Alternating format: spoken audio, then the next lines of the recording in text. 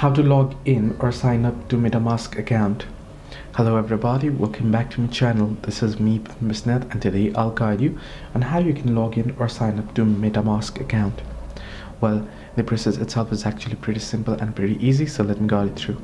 In order to log into MetaMask account, you can simply go ahead and open up MetaMask application.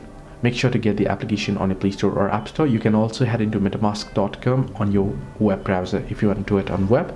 I'll just head into app, tap on get started. Then you can see you can either import using secret recovery freeze. If you already have the wallet and you have the secret recovery freeze, you can tap on import using secret recovery freeze and import.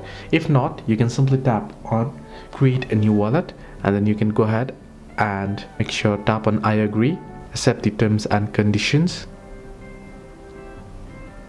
And once you do so, tap on accept. Now all you have to do is enter in the new password, then confirm the password, then go ahead and secure the wallet by backing it up, and then confirm the secret recovery phrase to log in to your account.